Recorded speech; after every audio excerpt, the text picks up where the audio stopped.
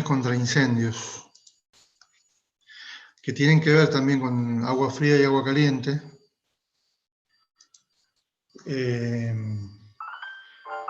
Porque, bueno, muchos de estos sistemas hay que tener reservas domiciliarias de agua. ¿Ahí lo ven?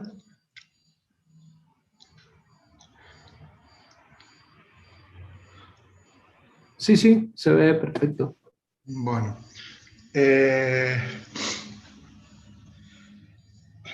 El tema de las instalaciones contra incendios, ustedes acá en esta cátedra lo vamos a tratar como que son temas que no profundizamos en la parte de cálculo, pero sí le damos las herramientas para que si tienen que hacer un cálculo sepan cómo encararlo. Más que nada vamos a puntualizar mucho en las medidas preventivas. Ve que dice instalaciones de prevención y extinción de incendios. Las medidas preventivas o medidas pasivas también las van a encontrar en algún lugar, en algún apunte, en algún memo de este tipo de instalaciones. Son todas las medidas en cuanto al diseño del edificio que hacen a la conformación del edificio, a la arquitectura del edificio, que hay que tenerlas en cuenta para que el plano sea aprobado en la municipalidad en el tema de incendios, ¿no? Un poquito lo que van a ver acá es esto, la introducción, después los tipos de fuego, determinación de la resistencia, condiciones de incendio, instalaciones contra incendio, señalización y pautas de diseño, que era un poquito más de eso que estaba hablando de las prevenciones. El fuego es un fenómeno, digamos, que se produce y que puede afectar a las estructuras, a las personas, producir daños graves.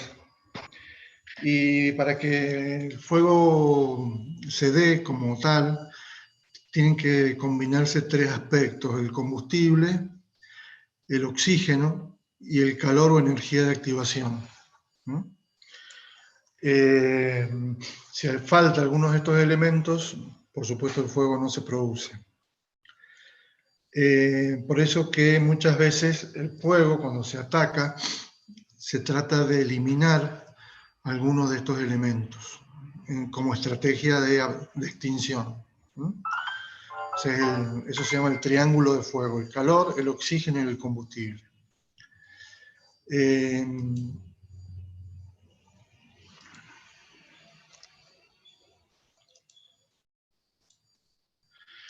La transmisión del fuego, como ustedes lo han visto en física, el fuego se transmite por conducción, por radiación y por convección.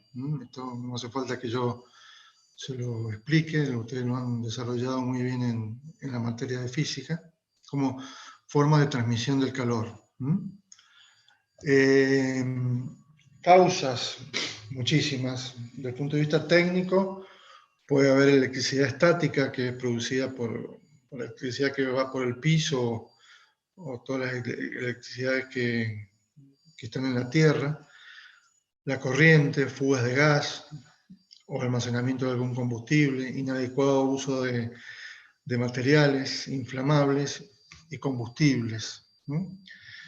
Después hay causas humanas, muy común el tema de los cigarrillos, la falta de orden y limpieza, y imprudencia en el uso de algún equipo que funciona con gas, por ejemplo. En el código de edificación se habla de distintos tipos de fuego según el material a extinguir. Tendremos los de clase A, que son incendios que implican sólidos, como la madera, tejidos, goma, papel y algunos tipos de plásticos o sintéticos. El B, incendios que implican gasolina, aceites, pinturas, gases y líquidos inflamables. El C, son aquellos incendios que comprometen la parte eléctrica. El D, incendios que implican metales combustibles como el sodio, el magnesio, el potasio. básicamente lo que más se da son los tres primeros casos, el A, B y C. El D es muy específico de industrias que manejen ese tipo de materiales. Esto hace que los matafuegos, muchos están destinados a las tres primeras clases de fuego. El ABC, lo van a ver en muchos matafuegos que se estila poner ABC. Como dijimos, hay normas preventivas, sistemas de detección y sistemas de extinción.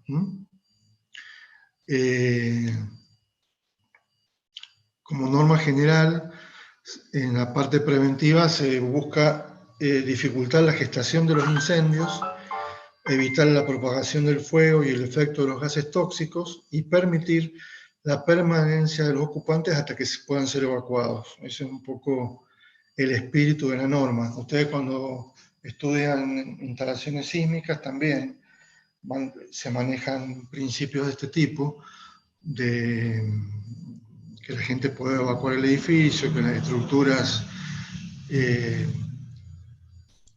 permitan la evacuación, que no se destruyan totalmente en caso de sismos de gran envergadura.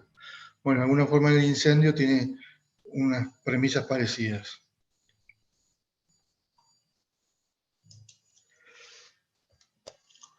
Y también facilitar el acceso a la gente que va a hacer las tareas de extinción, personal de bomberos, y proveerle las instalaciones de extinción. Las instalaciones de extinción pueden ser, básicamente las instalaciones las va a proveer el edificio, pero bomberos también lleva su equipamiento.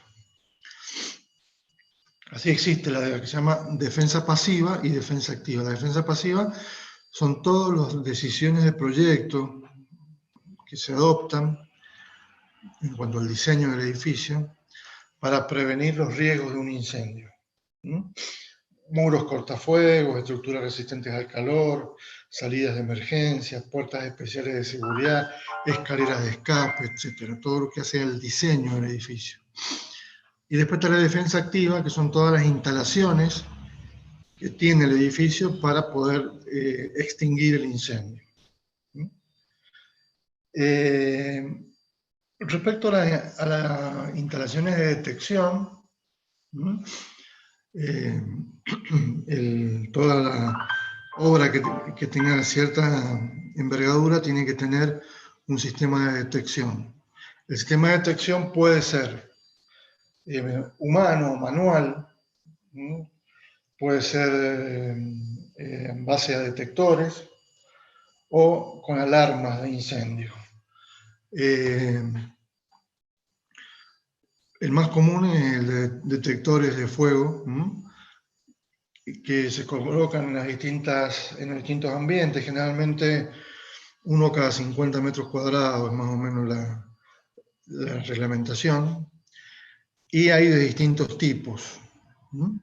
Todos estos detectores se conectan con una alarma automática a través de cables especiales, que son cables a prueba de fuego, para que la alarma suene en todo el edificio y se pueda evacuar el edificio rápidamente.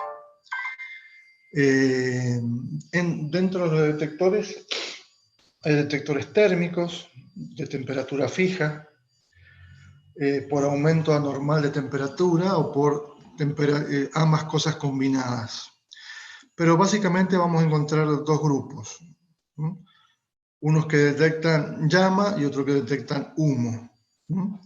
Y dentro de estos vamos a encontrar unos que funcionan con el tema de la llama, que son a base de una célula fotoeléctrica, que son este tipo que se ve acá. Si uno los ve, el aspecto es muy parecido uno de otro y cuesta diferenciarlos. Estos detectores funcionan con el principio de la dispersión de la luz, o sea que son fotosensibles. Y bueno, de esa manera detectan el incendio y conectan con la alarma para que se evacúe el edificio. Y después están los detectores de humo iónicos, que son estos. Se usan más en laboratorios, en tiendas, donde hay solventes, alcoholes, ¿no? Donde hay otro tipo de combustión. Y tienen un hisopo radioactivo que por radioactividad detecta la presencia de humo o de fuego y de esa forma se activa. Esto es un poco el principio de funcionamiento. Ambos sistemas, como dije, van conectados a través de cables especiales antifuego y a las alarmas de incendio. Pueden tener también alguna conexión con un destacamento de bomberos. Las alarmas hoy son muy completas en ese sentido. En lo que respecta a la extinción,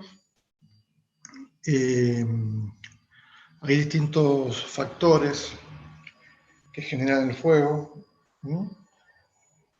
Y para extinguirlo se puede utilizar, yo decía que en el triángulo de fuego uno puede ir anulando alguna de esos tres elementos.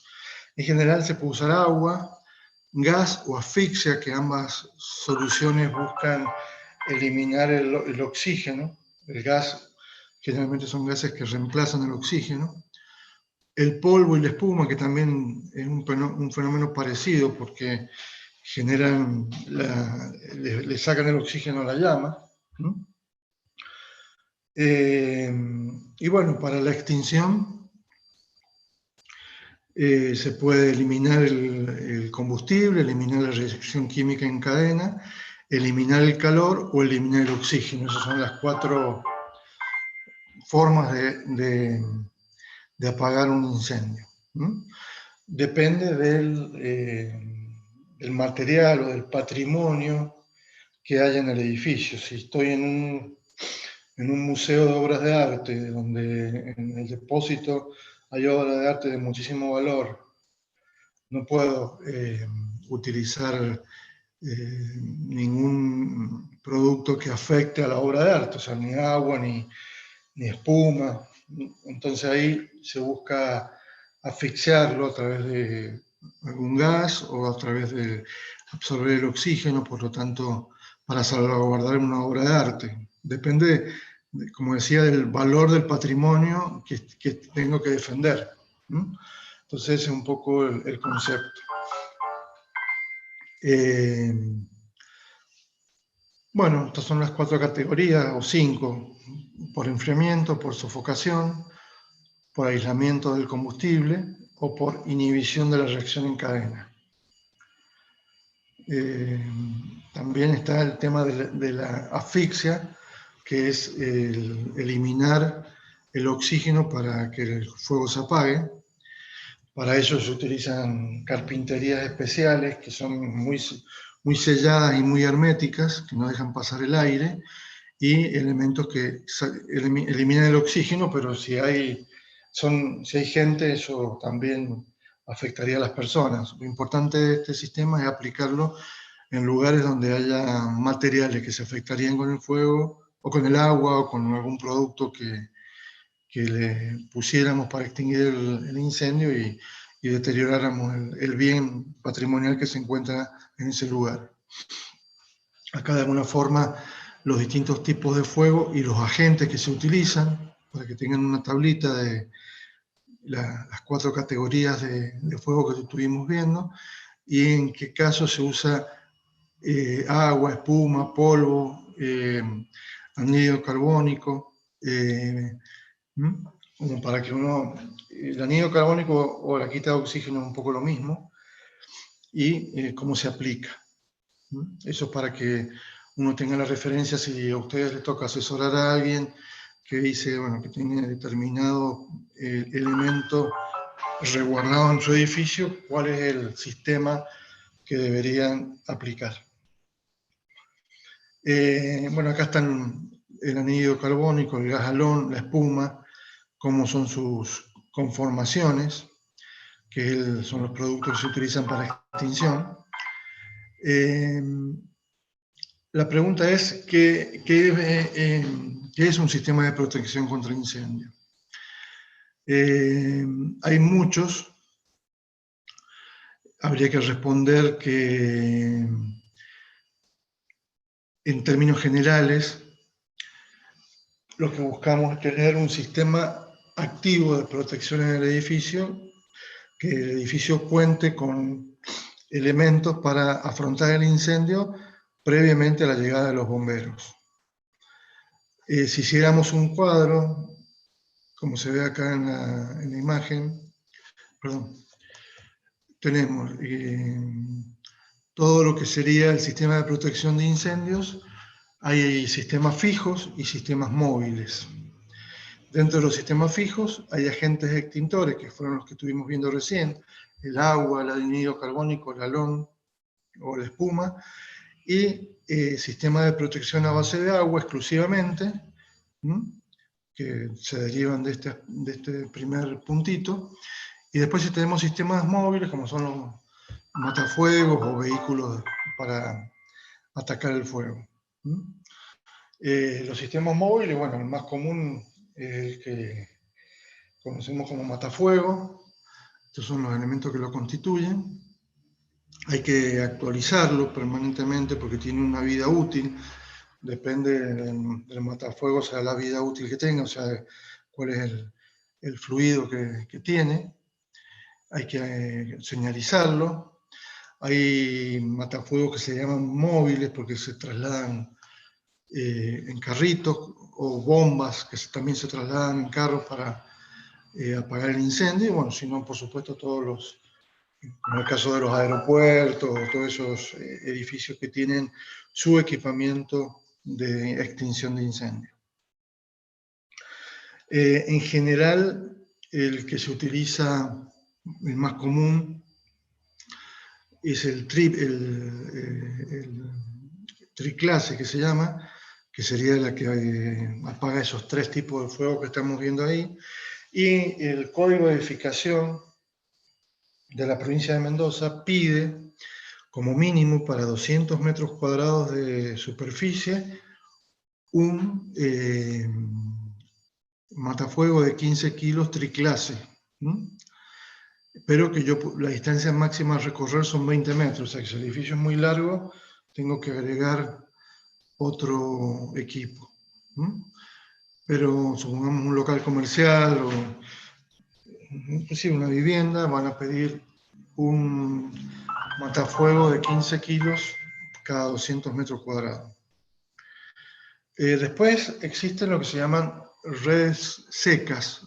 Son ya dentro de los sistemas fijos, las redes secas. Las redes secas son cañerías previstas para que la autobomba de la compañía de bomberos se conecte a esa cañería y apague el incendio por la red seca que se encuentra en el edificio. Esta red seca, para extinguir, creo que me parece que es una categoría. Ya vamos a ver que según la categoría de nuestro edificio nos van a ir estableciendo cuáles son las medidas activas que tenemos que tener. La red seca es una de las más sencillas para edificios de que no tengan mucho riesgo, porque dependemos fundamentalmente de la acción de los bomberos. Cada uno de estos sistemas está categorizado según el riesgo del edificio. Después está todo lo que es agua, y ahí tenemos toda la parte de hidrantes, que son las mangueras, y los rociadores o sprinkler, que son, bueno, esos como rociadores que hacen una red que apaga los incendios. Esto que yo decía recién, para establecer en qué categoría está mi edificio y poder determinar qué medidas activas son las que yo tengo que tener en mi edificio, empieza con un cálculo que primero se establece la carga de fuego. La carga de fuego es designar en un equivalente en peso en madera una cantidad calorífica al equivalente que va a haber dentro de mi edificio por unidad de superficie. Todos los bienes que puede haber en un edificio están tabulados, una tabla que vamos a ver a continuación, en función de cuántos kilos de madera equivale, ¿no? Kilos por metro cuadrado. Y eso de alguna forma va a magnificar el riesgo de incendio que presenta el edificio que yo estoy proyectando. Se hace con una formulita, que es la carga de fuego, ¿m? P es la cantidad de material o contenido en el sector de incendio en kilos, ¿m? Y 4.400 es un poder calorífico de la madera. En base a eso se saca un valor que es la carga de fuego, que va a ser uno de los datos que yo voy a tener que tener para determinar el riesgo que tiene mi edificio. A, por supuesto, es el área en metros cuadrados. Para eso se utilizan estas tablas, donde cada dormitorio, supongamos que me dice la cantidad de kilos por metro cuadrado de madera, que equivaldría el equipamiento que hay en un dormitorio, en un comedor, en un pasillo. Bueno, eso tiene... son unas tablas muy largas, yo no las he pasado acá en forma completa, pero es para que ustedes sepan que todos los muebles y los elementos que pueden haber en una habitación están catalogados en tablas en kilos de madera por metro cuadrado.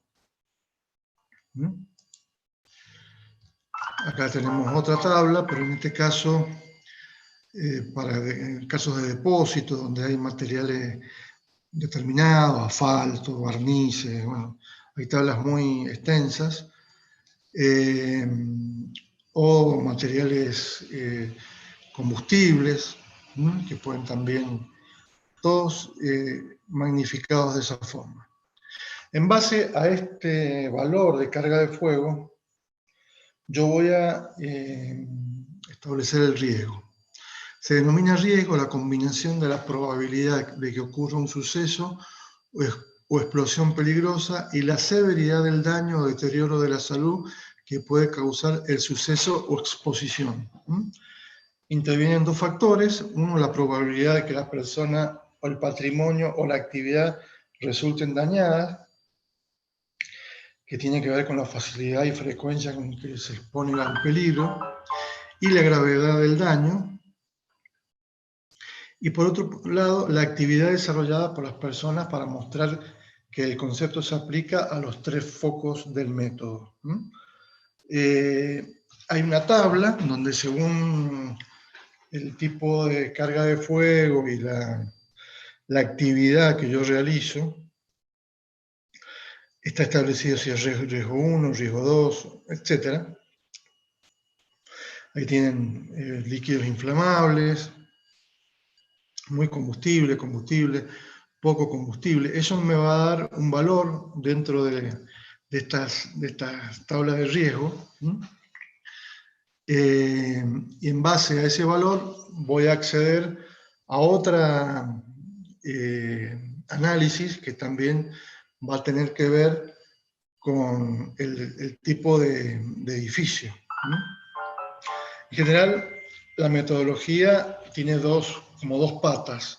Una que es la determinación de las medidas pasivas que yo tengo que tomar, y otra de las medidas activas que yo tendré que tomar. Dentro de las medidas pasivas,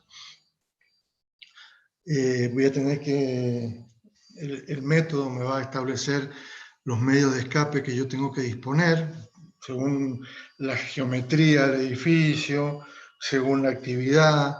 Me va a decir, bueno, usted necesita tantos medios de escape en función de la cantidad de personas. En el código de edificación de la provincia de Mendoza, que todo esto está establecido, y yo más adelante les voy a poner por lo menos el enunciado para que vean cómo se maneja, maneja un principio que es el factor de ocupación. Cada edificio según el uso o la actividad que tiene el edificio, se dice, bueno, ese edificio va a tener tanta gente por metro cuadrado. Ese dato, de tanta gente por metro cuadrado, permite tomar medidas pasivas para la evacuación. Entonces me va a decir, bueno, si hay tantas personas, usted necesita tantos medios de escape. Me va a dar los anchos de la salida de esos medios de escape. Me va a dar el ancho de los pasillos. Todo este aspecto que hace a la parte pasiva del análisis. Ahí, por ejemplo, tienen cómo se establece el ancho de una puerta según la cantidad de personas más dividido 100, se establece el número de salidas. Eso está establecido porque de esa manera se sabe qué tiempo tienen las personas para poder salir. También me va a determinar si dentro de mi edificio yo tengo que contar con medios de escape especiales. Por ejemplo, escaleras presurizadas. Las escaleras presurizadas hoy son reglamentarias acá en Mendoza para cuando el edificio es de 3 pisos o más. Cuando tienen menos de 3 pisos no son exigidas. ¿Qué es una escalera presurizada? Es una escalera cerrada que no tiene ningún lado de su perímetro abierto y que aparte tienen un sistema que le insufla una presión positiva de aire a la escalera para que cuando se produce un incendio y alguien abre una puerta, que sí tienen que ser puertas cortafuegos, ya vamos a ver qué es lo que son las puertas cortafuegos, la gente pueda salir utilizando ese medio de escape y el humo o el fuego no se metan en la caja de escalera porque hay presión positiva, ¿no? Esas escaleras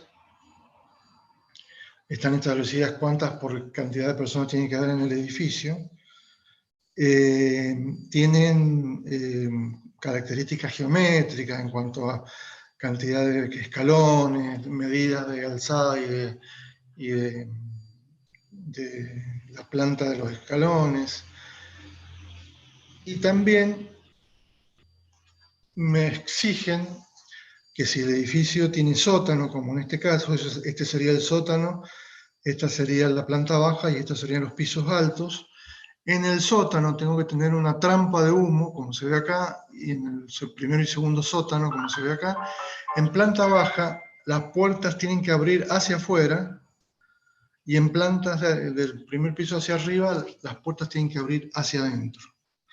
Siempre en la dirección del escape. La gente abre la puerta para entrar en la caja de escaleras y sale en la planta baja hacia afuera con las puertas hacia afuera. Todas las oficinas, departamentos, tienen que tener puertas hacia afuera, porque es la dirección de escape de la gente. Eso hace que haya que estudiarlo desde el punto de vista de diseño. Fíjense, en la facultad nuestra, las puertas son hacia afuera, pero quedan sobresalidas al pasillo y interrumpen de alguna forma la circulación. Lo que hay que ver es que la puerta se recueste y no moleste a los pasillos, que son los medios de escape. Pongo el ejemplo que ustedes a lo mejor conocen. Una escalera que no está cerrada como esta, no puede ser una escalera presurizada, porque no tengo cómo confinarla para insuflarle aire para que tenga presión positiva. Las escaleras tienen que estar cerradas como se ve acá. O sea que si el edificio, que a lo mejor es un edificio que ya tiene varios años, tiene escaleras abiertas como se ve acá, tengo que pensar en otro medio de escape porque ese no sirve a los efectos del incendio. Y cuando la compañía de seguro vaya a asegurarme el edificio, me va a categorizar el edificio en base a las cosas que encuentre. Si no existen medios de escape, los riesgos van a ser altísimos y el canon que voy a tener que pagar va a ser altísimo porque los riesgos de incendio son muy altos y que la gente se pueda salvar. Las escaleras tienen que ser así, cerraditas como se ve acá, en esta planta. Y presurizada. ¿Qué es presurizada? Bueno, si esta es la escalera del edificio, voy a tener un ventilador que le va a proveer aire a toda esa escalera para dejarla con una presión positiva. Porque las escaleras, como las que veíamos recién, se transforman en una chimenea, en el caso de un incendio. Por ahí se difunde el fuego de piso a piso. Imagínense que si esta es una escalera que la estoy viendo de arriba, eso es una chimenea. Pasa esto, o sea, el fuego y el humo se va esparciendo por una caja de escaleras que no está cerrada. Entonces, lo que tenemos que hacer es cerrarlo y colocarle aire a presión. Están estos equipos que son los que presurizan las escaleras, pero la escalera tiene que ser completamente cerrada, como se ve acá. Inyecto el aire y cuando abro la puerta, el humo y el fuego no ingresan a la caja de escalera. Eso sería una escalera presurizada. Y en Mendoza es exigible a partir del tercer nivel. También hay distancias entre las cajas de escalera y los departamentos o las oficinas. No puedo tener distancias mayores de 40 metros y de 20 en los subsuelos hasta alcanzar un medio de escape. También hay reglamentaciones para los ascensores. Los ascensores no se utilizan porque son realmente conductos de humo. Y para los cerramientos, todo el recorrido del escape de las personas tiene que contar con cerramientos resistentes al fuego. Esos cerramientos resistentes al fuego están estipulados en los códigos con una nomenclatura que es F30, F60, F90, que es el tiempo, 30 minutos, 60 minutos, 90 minutos, en que la puerta tiene que resistir al fuego para permitir que la gente escape. Entonces, las puertas de la caja de escalera presurizada están establecidos de qué categoría tienen que ser, la puerta de los departamentos también, la puerta de calle, o sea, todo lo que hacen a la dirección del escape de las personas. Las puertas tienen un compuesto interior que hace que sean resistentes al fuego, son generalmente de chapa, y es la que tiene que coincidir con el cálculo que se presenta en la municipalidad en base al cálculo que hay que hacer. Bueno, ahí habla un poquito de la temperatura que tienen que resistir, el tipo de herrajes, etc. Y como decía recién, cada puerta tiene una cantidad de minutos que tiene que aguantar el fuego según el cálculo que se haya hecho. Una vez que llegamos a todas estas medidas preventivas, tenemos que analizar las condiciones de situación del edificio.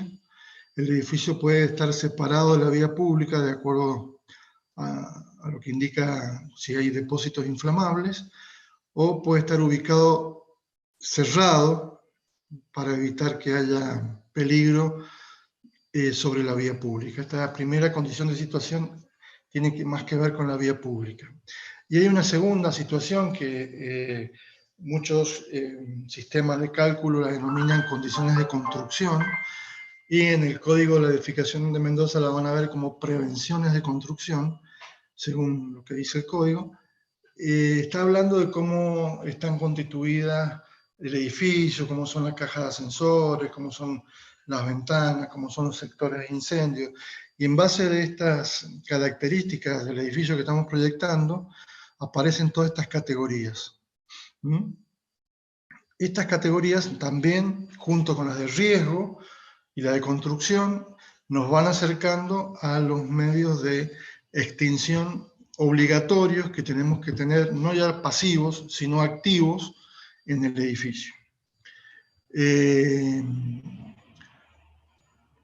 Estas condiciones de extinción, como dije recién, pueden ser partiendo de solamente pedirnos matafuegos hasta sistemas súper complejos de de extinción.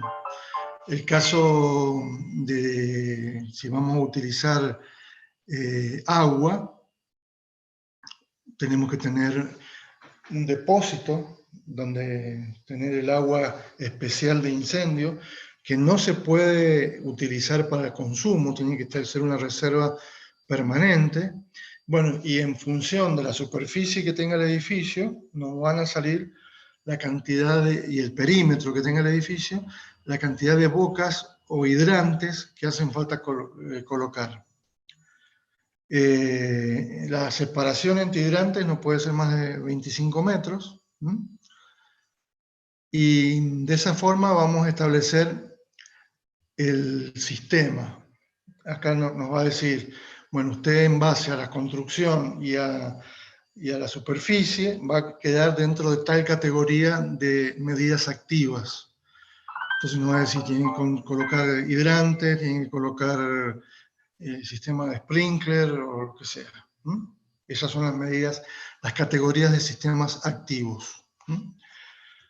Una vez que voy a cerrar acá y voy a abrir la otra. Dejo de compartir y vuelvo a compartir la otra presentación. A través del tipo de construcción y de los riesgos y de la superficie de mi edificio, las medidas activas, tengo que pensar primero, un poquito les quiero establecer acá qué es lo que habla la ley. La ley dice, el marco legal de toda esta parte está en una ley donde establece bueno, todo el proceso que tenemos que hacer para llegar hasta este punto. En el código, yo les voy a dar acá un método que es el método Frame, se los voy a dar en un PDF para que ustedes investiguen si les interesa.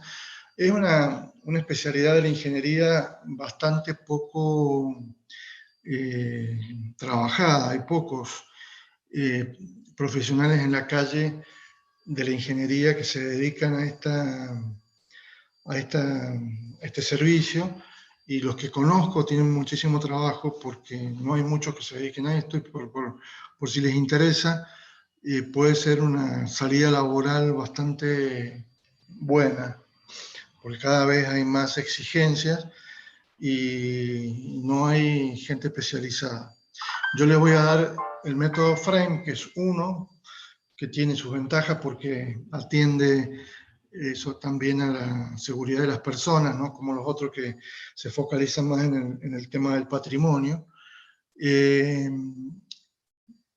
Este es, por ejemplo, el capítulo del Código de Edificación de la ciudad de Mendoza, donde ahí ven todo lo que va pidiendo, el de protección contra incendios, todos los elementos pasivos y activos.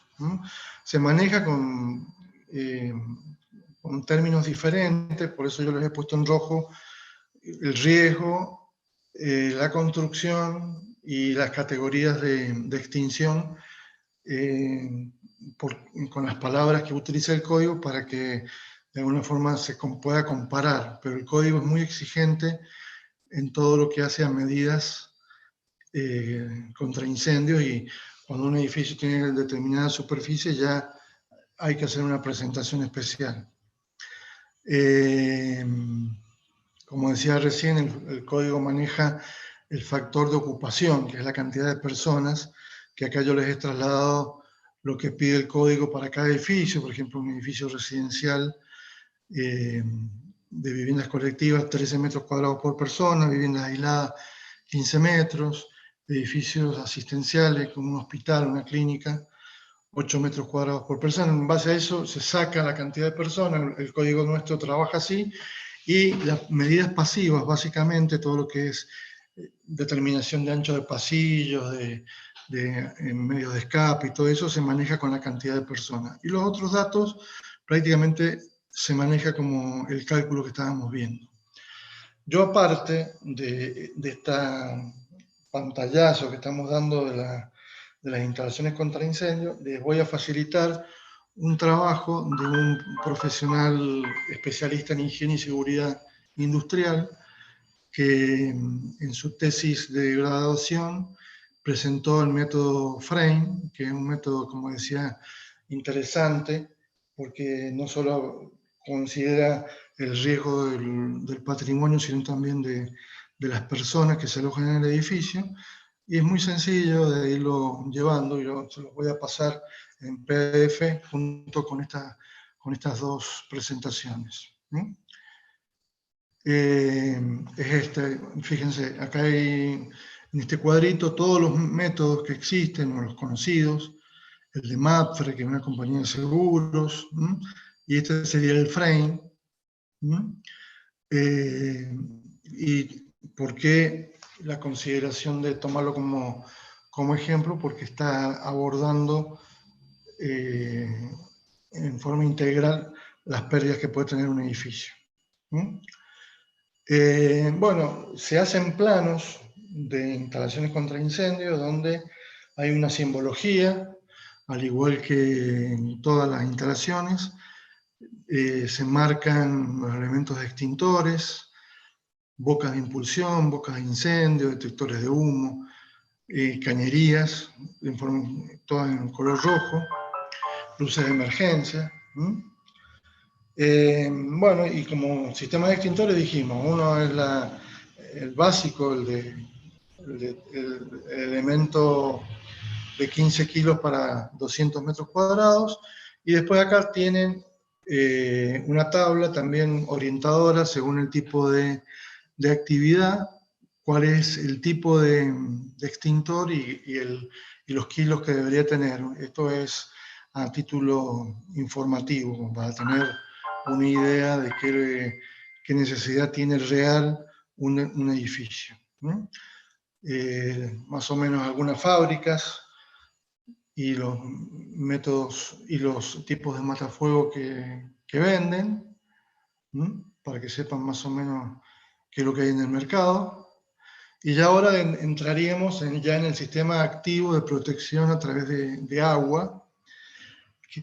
Como decía recién, lo primero que tenemos que tener es ubicado los hidrantes, ese es el símbolo del hidrante.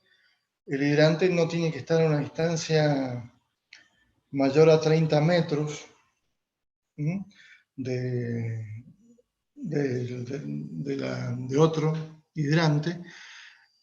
Tienen un alcance máximo, la lanza, que es el elemento que se utiliza para regular la forma del chorro del agua, tiene en base a una presión determinada. Tenemos que hacer una prueba de presión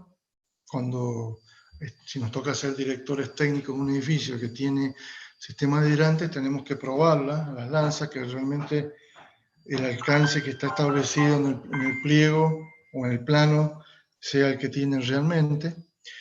Se ubican en puntos estratégicos, si esta es la planta del edificio, se establece un radio de alcance de cada uno de los hidrantes tratando de barrer toda la superficie del edificio. El radio generalmente es 20 metros. Con esos datos se establece el volumen de agua de reserva que tenemos que tener para incendios. Generalmente está establecido en 10 litros por metro cuadrado. Pero si estamos en algún método de cálculo, por ahí puede ser más finito el estudio. Los depósitos pueden ser bajo la superficie. Por ejemplo, una piscina podría ser un depósito, un espejo de agua que tenga el edificio podría ser un depósito, pero la exigencia es que nunca esté vacío. No puede estar en una piscina, si yo le saco el agua para limpiarla, ya no sirve como depósito de emergencia. Tiene que ser siempre contar con el agua, o sea, mantener esa agua siempre en el reservorio. Pueden ser elevados, se puede trabajar a presión, con bombas. Acá de alguna forma tendríamos las distintas soluciones, y también se puede estimar el volumen mínimo en base a algunos datos. Hay algunos métodos que son más, como dije recién, más finitos para establecer, pero en general 10 litros por metro cuadrado es una buena forma de establecer el caudal de reserva que necesitamos. Fíjense que son muchos litros y lo ideal es que esa capacidad esté en el, o sea, lo ideal no, tiene que estar en el tanque de reserva. No puede estar en el tanque de cisterna porque si no estaríamos dependiendo de las bombas eléctricas que en el caso de un incendio se pueden afectar y no poder bombear el agua que tenemos en el tanque de cisterna. Entonces, lo importante es tener esta agua en el tanque de reserva.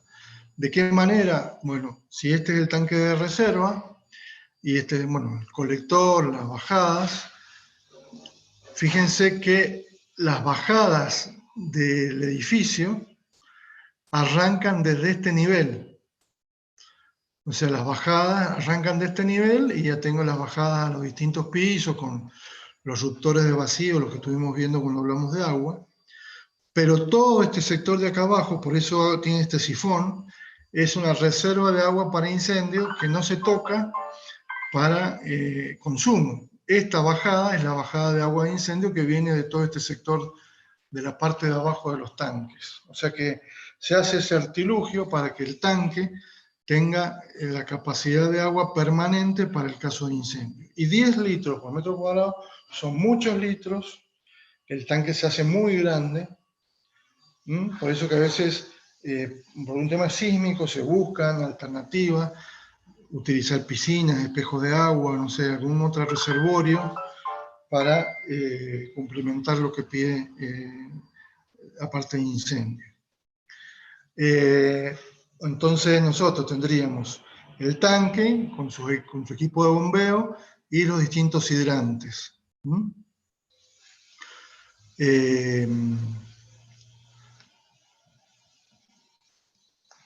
Bueno, y también hay otra forma de establecer los caudales, que es un poquito más sofisticado, pero yo creo que si ustedes se quedan con esa idea de los 10 litros por metro cuadrado de edificio, estamos bien.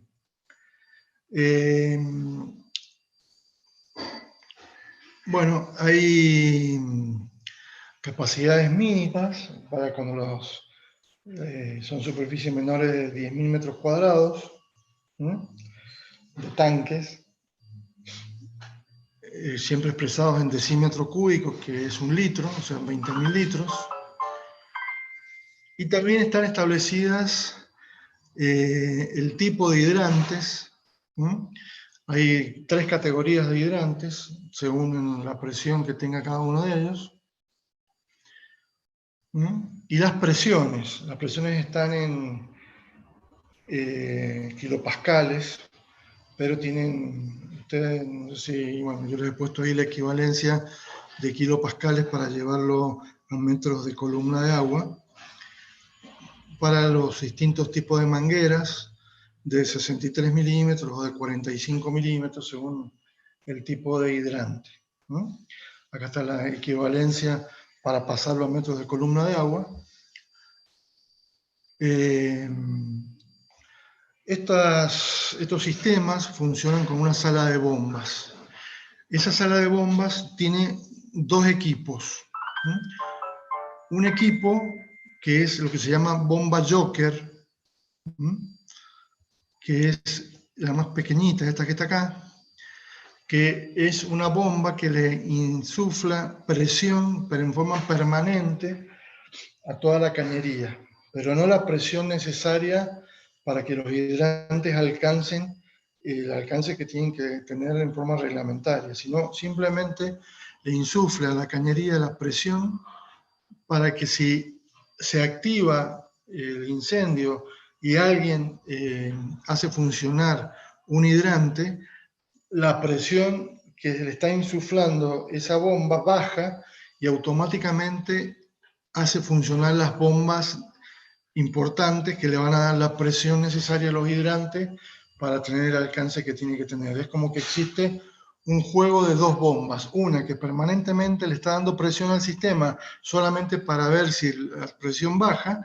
En el momento que la presión baja se activa la bomba importante para darle la presión necesaria al sistema.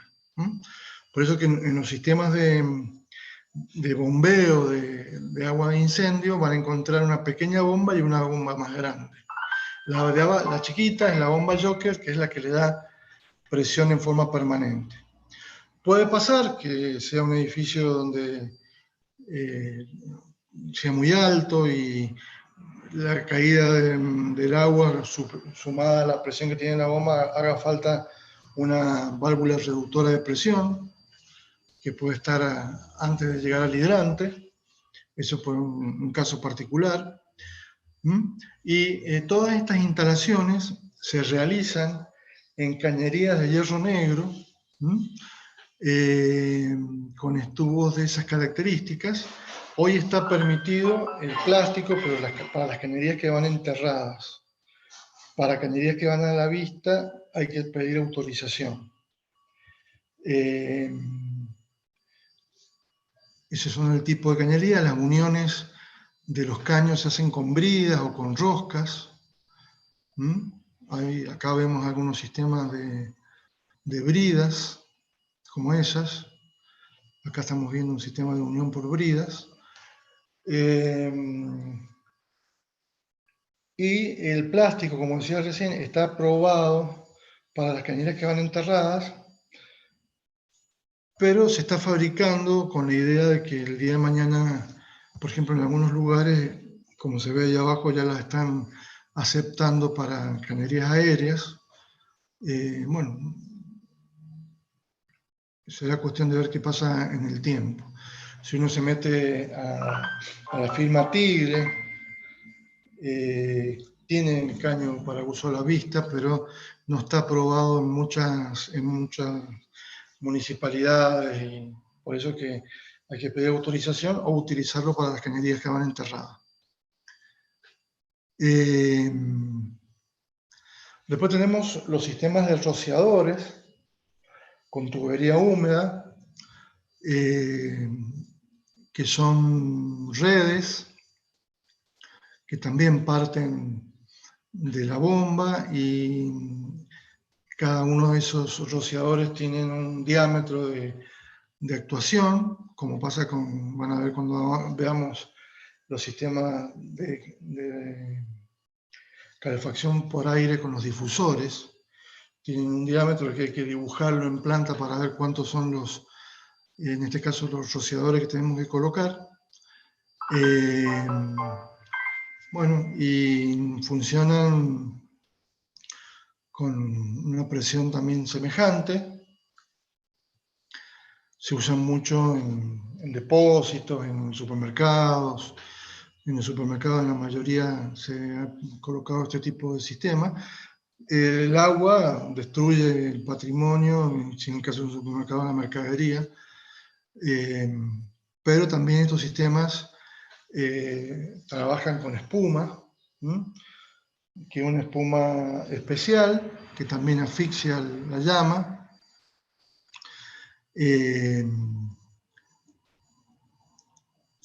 Tienen el material es más, el fluido es más caro, pero se hace economía al no afectar el patrimonio.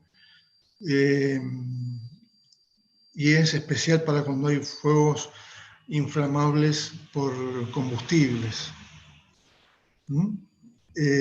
Hace como una nebulización de la espuma y hace la extinción del incendio. Lo deja prácticamente sin oxígeno.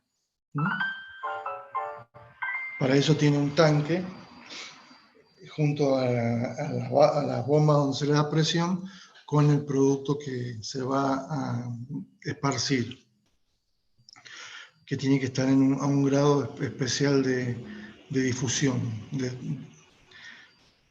Bueno,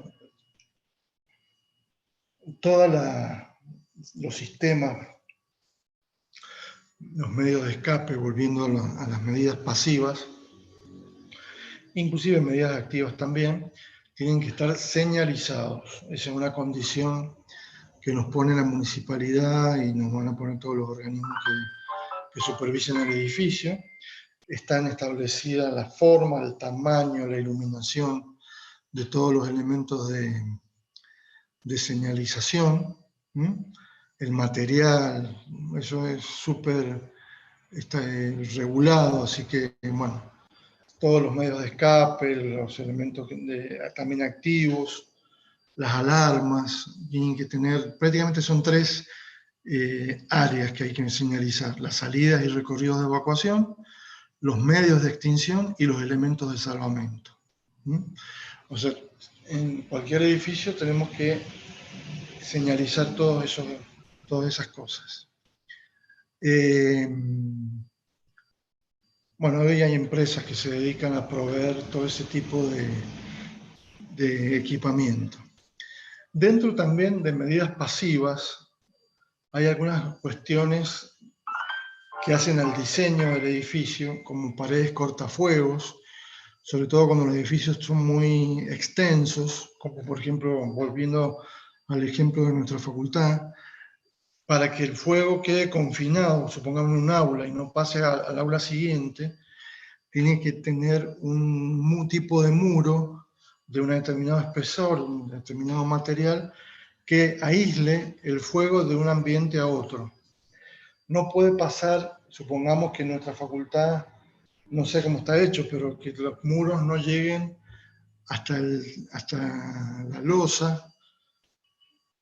No sé si en la planta baja eso no debe ser así, pero en la planta alta puede ser que lleguen solamente hasta el nivel de cielo raso y de ahí para arriba yo tenga prácticamente todo un espacio que va uniendo las distintas aulas, lo que sería el entretecho del edificio. El edificio tiene cubierta metálica. Bueno, también habría que aislar ese triángulo que queda entre la cubierta metálica y el muro para que el fuego no pase de un ambiente a otro. Inclusive hasta se lo eleva 50 centímetros de altura, ¿no?, el muro, para que no pase de un ambiente a otro. Ese muro tiene que también tener como veíamos para las puertas, que tenían una cantidad de minutos que tenían que aguantar el calor. Bueno, lo mismo pasa con los muros cortafuegos, tienen que defender el fuego una determinada cantidad de tiempo. Así como existen muros cortafuegos, tienen que existir losas cortafuegos, que dice forjado, porque estoy sacado de un libro español, pero también en sentido vertical.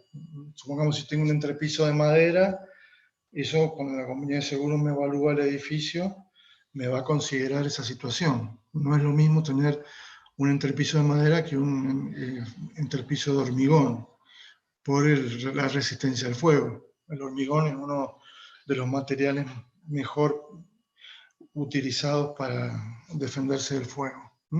Entonces, las losas y los tabiques tienen que ver en el análisis del edificio.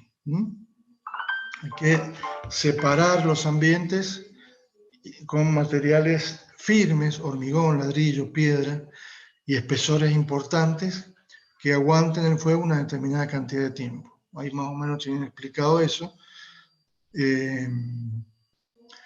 Tiene que haber aberturas de escape, como decíamos recién, en todo lo largo del edificio. Las puertas que vimos en el caso del edificio de departamento, con cámara de humo en los pisos subsuelo y salida con puerta hacia afuera y entrada con puerta hacia adentro en los demás pisos. Bueno, las puertas, como dije recién, con aislantes, con una determinada cantidad de minutos certificada por el fabricante que me establece qué tiempo la puerta puede permanecer a un fuego de determinada temperatura, el tipo de apertura con antipánico, el tipo de marco, etcétera. Tiene que estar todo establecido.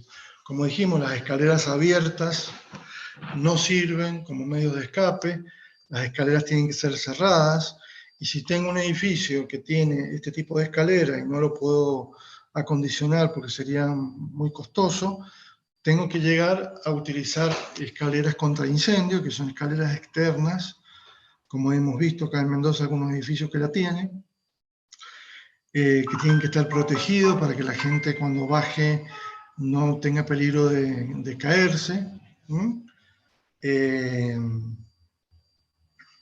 Bueno, está establecido cómo tienen que ser estas escaleras, el material, eso que hablábamos, la protección de la gente, formando una caja prácticamente. Si es un edificio que tiene más de 30 metros entre la oficina y el medio de escape, bueno, si tiene más de 30 metros, supongamos que tuviese 40, la única forma que tengo de solucionar el medio de escape es colocando una escalera contra incendio exterior. Si no lo tuve en cuenta en el proyecto, lo tendré que agregar para que la compañía de seguros no me suba tanto la póliza del edificio. Otro aspecto a tener en cuenta es si hay estructuras de acero. El acero a una alta temperatura baja de forma abrupta sus condiciones de resistencia. Eso es muy común verlo en Estados Unidos, donde hay muchos edificios de acero y todas sus estructuras están envueltas en hormigón, columnas, vigas, o hormigón proyectado, como en este caso, con gunitado, o dentro de la columna metálica, la columna de hormigón que la reemplazaría en el caso que la columna perdiera su resistencia. Prácticamente el metal tiene que estar protegido por hormigón para que no pierda su resistencia en el caso de un incendio. Por supuesto, si hay otros materiales más débiles, como la madera, bueno, con más razón, habría que contar ya con estructuras complementarias, ¿no?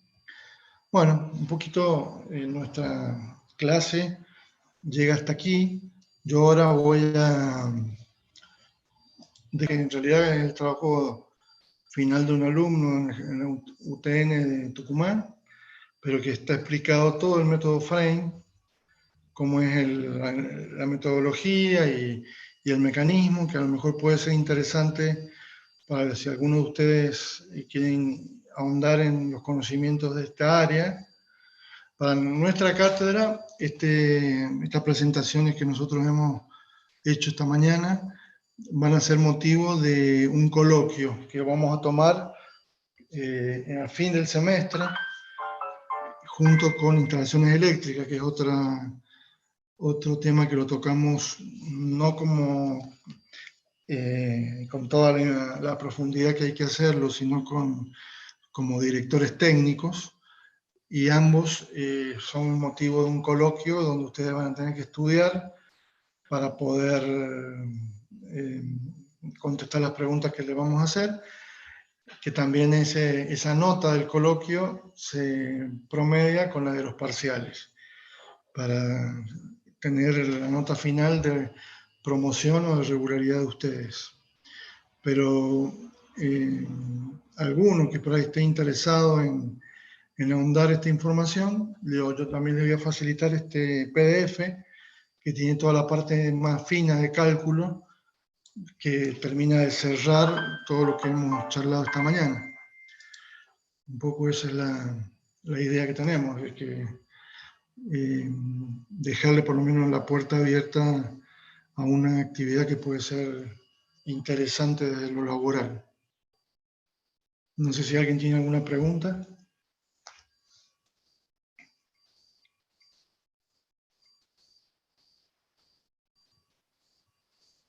Por mi parte no, ingeniero.